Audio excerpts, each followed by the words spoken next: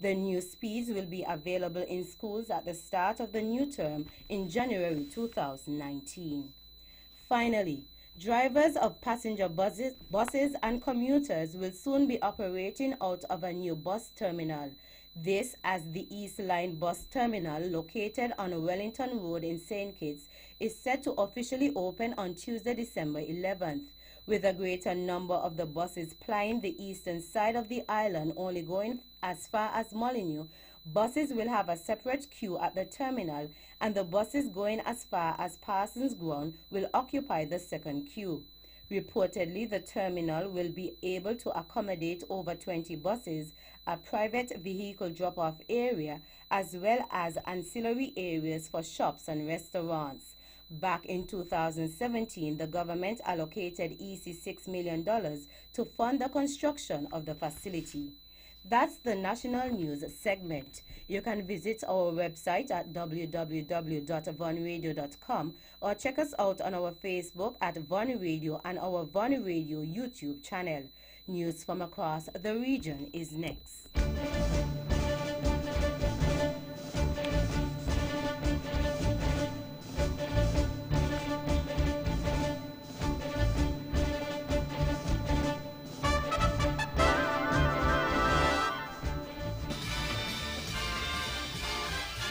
It's the most wonderful time of the year.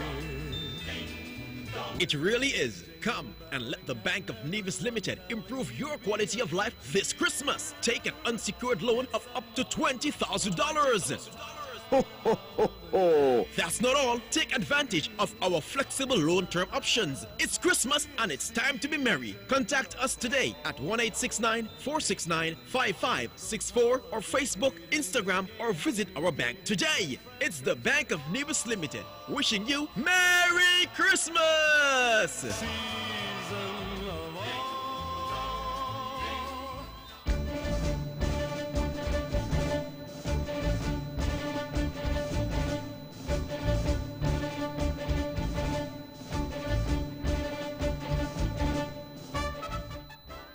Welcome back, and now the regional news in detail.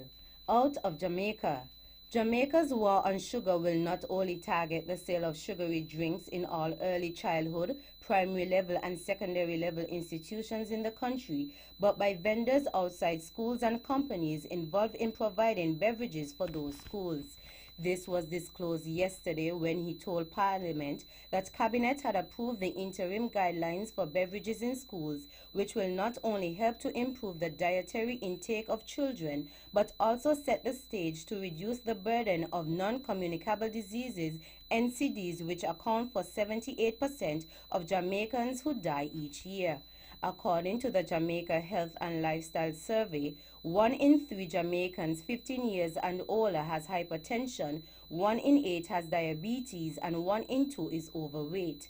Minister Tufton noted that the evidence shows that the link between sugar-sweetened beverage consumption and childhood obesity and NCDs in later years is consistent and compelling, requiring an urgent response. Out of Guyana. President David Granger is back in Cuba for a second round of chemotherapy to treat his recently diagnosed cancer, revealing that he has several more rounds to go in a treatment schedule that will take him into the middle of next year.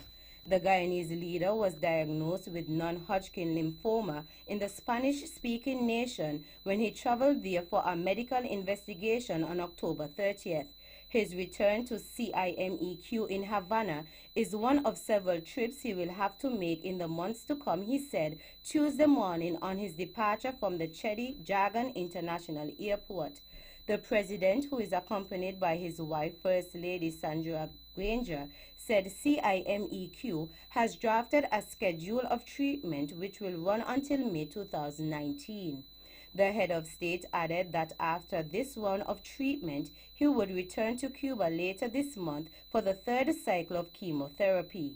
On the advice of his team of Cuban specialist doctors, President Granger reduced his workload and scaled back on public engagements when he returned home last month from Cuba. Finally, out of Trinidad. Police on Tuesday made a multi-million-dollar drug, firearm, and ammunition bust at an apartment in an upscale residential area and arrested 5 people. And according to media reports, intelligence have revealed that there was a Venezuelan-Mexican drug cartel link to the seizure, which is valued at approximately US $2.2 million. Acting on intelligence, the Special Operations Response Team sought, and Commissioner of Police Gary Griffith went to the residence in West Moorings, Diego Martin, west of the capital, Port of Spain, around midday, and discovered the large quantities of drugs and firearms. 2 men and 2 women were arrested at the house, while a 5th suspect who fled the scene in a BMW was intercepted by police not too far away. That's it for our regional stories. Stay with us for news around the world.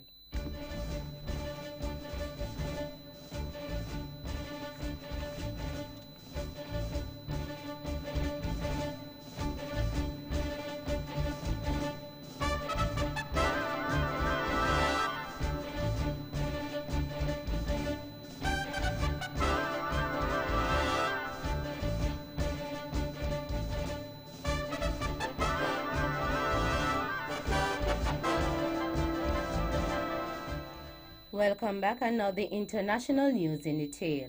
The French government says it fears major violence in Paris on Saturday as the National Yellow Vest protest movement shows little sign of easing. The government said it was scrapping the fuel tax increases in the budget, the original spark for the protests. But discontent over government policy has spread, and protests have erupted over several other issues. Hugh Scofield reports. The Élysée Palace has briefed French journalists about the presidency's fears for Saturday. The Élysée said that there was a hardcore of several thousand activists who could come to Paris to smash and to kill. On Facebook, there are numerous calls on Yellow Vest sites to stage another day of demonstrations in the capital, and one of the leaders of the movement has appeared on television urging protesters to march on the Élysée. Words like insurrection and civil war are being bandied around, and it's widely expected that revolutionary groups of the far left and far right will once again try to exploit the moment by joining the protest and attacking police. An inmate in the U.S. state of Tennessee is to be executed by electric chair after arguing that a lethal injection would involve suffering. David Earl Miller, who has spent 36 years on death row, is among an increasing number of inmates attempting to avoid lethal injection following several botched executions. Another Tennessee inmate, Edmund Zagorski, was electrocuted last month. Lethal injection is the state's main method of execution. However, inmates in the state whose crimes were committed before 1999 are allowed to choose electrocution instead. Peace talks aim at ending nearly 4 years of civil war in Yemen, described by the UN Special Envoy as an important milestone, have started in Sweden.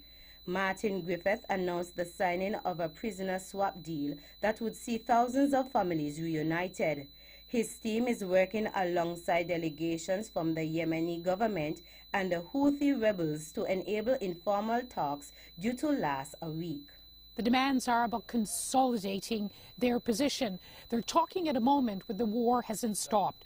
Both sides, and both sides have powerful players behind them, see there's still military advantage to be gained on the ground. So the Houthis are asking for Sana'a Airport, the capital that they control in the north. They want to be able for aircraft to arrive. The Yemeni government says, well, we'll look at that, but we want to make sure that you don't bring in weapons.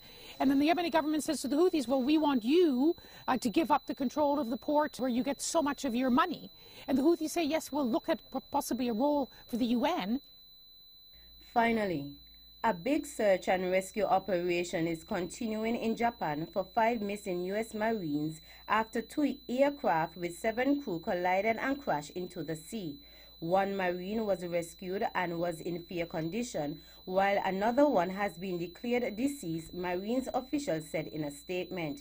The planes involved were a KC-130 and an FA-18 based at Yukwani near Hiroshima, southwestern Japan. U.S. media said they crashed during a mid-year refueling exercise. That brings us to the end of our news segments. The latest in sports is next.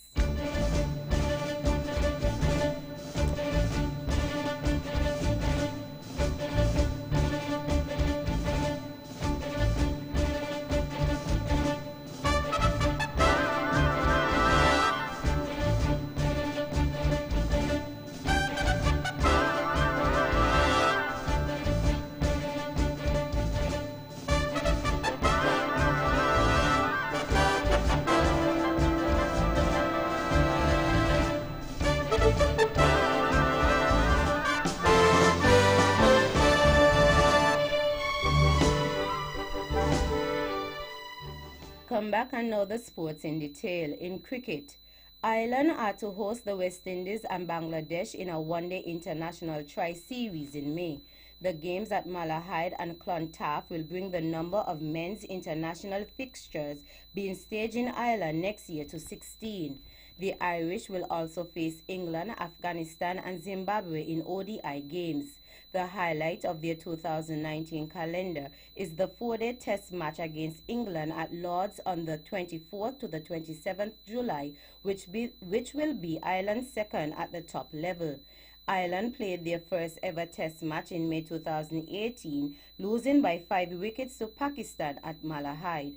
The ODI tri-series starts on 3rd May with the final on 17th May. In more cricket news, Cheteshwar Pujara scored a century to lead India's recovery to 250 for 9 on day 1 of the first test in Australia. The Aussies are playing their first home test series since March ball tampering scandal and started strongly.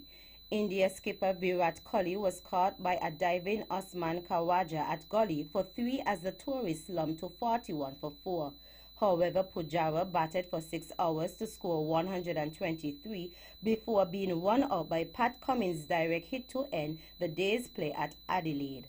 Summarized score: India 250 for 9, Australia yet to bat. In NFL football, former Denver Broncos tight end Shannon Sharpe has criticized the Washington Redskins for signing linebacker Reuben Foster 2 days after he was released by the San Francisco 49ers. Foster, 24, was dropped, having been arrested on suspicion of domestic violence in November. Speaking on Fox Sports, Sharpe questioned why the Redskins were willing to give Reuben Foster an opportunity, but they are not willing to bring Colin Kaepernick and give him a workout. The Redskins said they discussed signing quarterback Kaepernick, who has not played since January 2017 after protesting against racial injustice and police brutality by kneeling during the U.S. national anthem. Finally, USA Gymnastics has filed for bankruptcy so it can expeditiously resolve claims by athletes sexually abused by former team doctor Larry Nassar. In January, Nassar was sentenced to up to 175 years in jail after nearly 160 women accused him of sexual abuse. USA Gymnastics has filed a voluntary petition for protection under Chapter 11 of the Bankruptcy Code. Our sport is safer and stronger thanks to the bravery of these women, said Chair Catherine Carson. In its statement, the governing body said claims against USA Gymnastics are covered by insurance and their value will not be affected. That's it for the sports segment. The general weather forecast is next.